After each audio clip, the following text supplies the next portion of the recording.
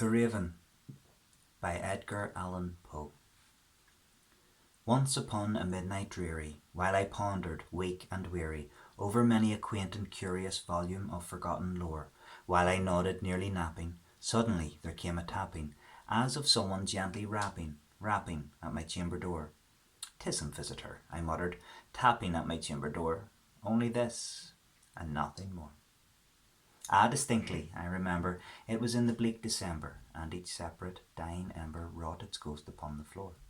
Eagerly I wished the morrow, vainly I had sought to borrow from my books surcease of sorrow, sorrow for the lost Lenore, nameless here, for evermore. And the silken, sad, uncertain rustling of each purple curtain thrilled me, filled me with fantastic terrors never felt before, so that now, to still the beating of my heart, I stood repeating, "'Tis some visitor entreating entrance at my chamber door, some late visitor entreating entrance at my chamber door. This is it, and nothing more."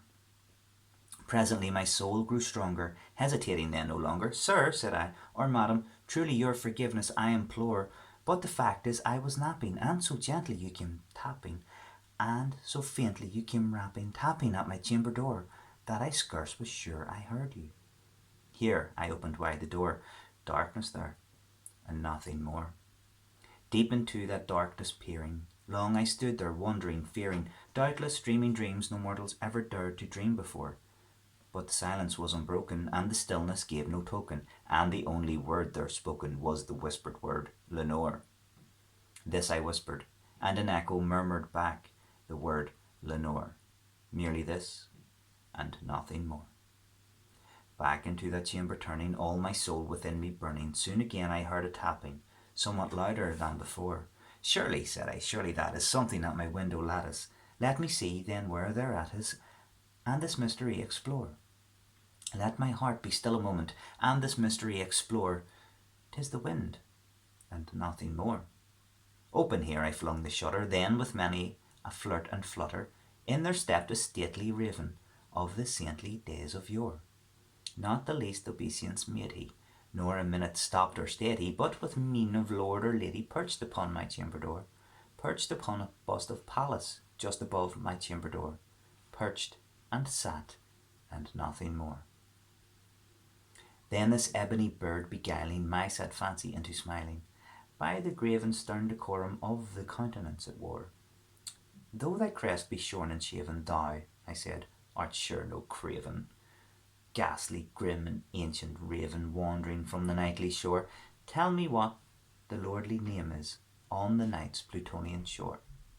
Quoth the raven, "Nevermore." Much I marvelled this ungainly fowl to hear discourse so plainly, though its answer little meaning, little relevancy bore. For we cannot help agreeing that no living human being ever yet was blessed with seeing bird above his chamber door, bird or beast upon the sculptured bust above his chamber door, with such name as Nevermore. But the raven, sitting lonely on the placid bust, spoke only that one word, as if his soul in that one word he did outpour. Nothing further then he uttered, not a feather then he fluttered, till I scarcely more than muttered, "Other friends have flown before. On the morrow he will leave me as my hopes have flown before." Then the bird said, "Nevermore." Startled by the stillness broken by a reply so aptly spoken, "Doubtless," said I, "what it utters is its only stock and store, caught from some unhappy master, whom unmerciful disaster followed fast and followed faster, till his songs one burden bore, till the dirges of his hope that melancholy burden bore, of never, nevermore." But the raven still beguiling all my fancy into smiling, straight I wheeled a cushioned seat in front of bird and bust and door. Then upon the velvet sinking, I betook myself to linking fancy unto fancy, thinking, what this ominous bird of yore, what this grim, ungainly, ghastly, gaunt and ominous bird of yore meant in croaking, "Nevermore." This I sat engaged in guessing, but no syllable expressing to the fowl whose fiery eyes now burned into my bosom's core. This and more I sat divining, with my head at ease reclining on the cushion's velvet lining that the lamplight gloated o'er, but whose velvet violet lining, with the lamplight gloating o'er, she shall press, nevermore. Then methought the air grew denser, perfumed from an unseen censer swung by seraphim, whose footfalls tinkled on the tufted floor. Wretch, I cried, thy God hath lent thee by these angels, he hath sent thee respite, respite, and nepenthe from the memories of Lenore. Quaff, oh quaff this kind nepenthe, and forget this lost Lenore. Quoth the raven, nevermore.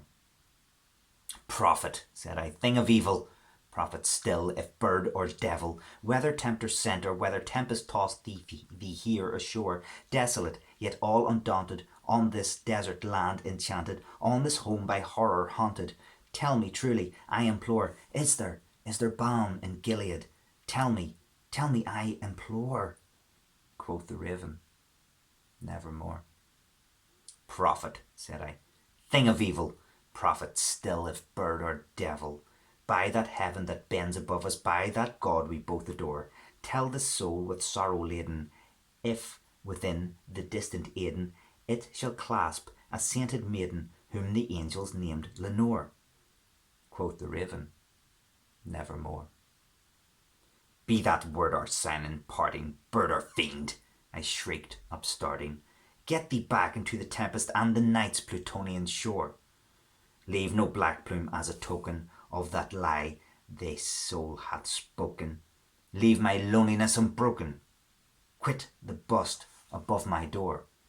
Take thy beak from out my heart, and take thy form from off my door.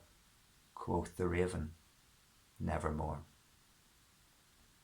And the raven, never flitting, still is sitting on the pallid bust of Pallas just above my chamber door, and his eyes have all the seeming of a demon's that is dreaming, and the lamplight o'er him throws his shadow on the floor.